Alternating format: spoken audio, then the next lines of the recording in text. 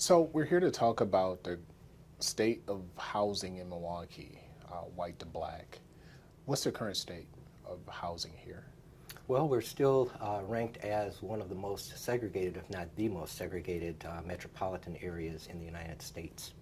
Um, Study after study has shown that African Americans in particular remain concentrated both economically and racially throughout the region. Why is that? There are a lot of reasons. Actually, many people point to economics, some point to choice. The main outlier, I think, is discrimination in housing. Since Reconstruction, 1866, it's been illegal to deny an individual housing based on their race. However, slaves still found it difficult with no economic means to purchase homes and no jobs, obviously, to have mobility to concentrate in areas where jobs allowed them to at least make a living and take care of their families.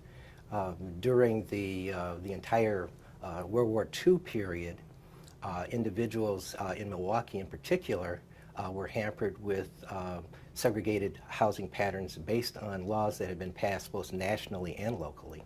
So back in 1924, for example, the realtors got together and decided that they were going to have to do something about the colored problem. So they actually instituted regulations and requirements for membership in the Board of Realtors that no properties could be shown to African Americans outside of certain areas that were already not contiguous to where African Americans lived. So essentially you could not purchase a home if someone already didn't live in that home that looked like you or lived in that neighborhood that looked like you.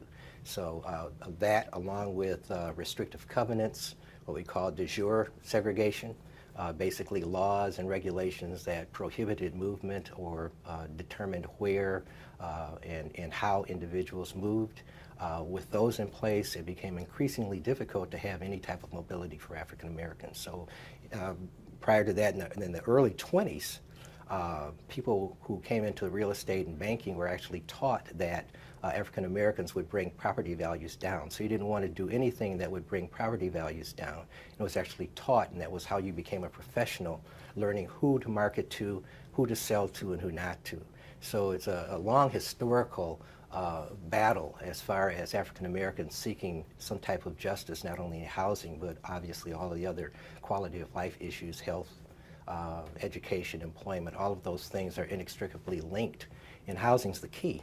And so where you live determines where you go to work. Where you go to work determines what kind of livelihood you have for your family with education and those types of quality of life issues. All of that's determined by where you live. And if you're not where the jobs are, then in fact you are going to be stuck in a more increasingly impoverished area.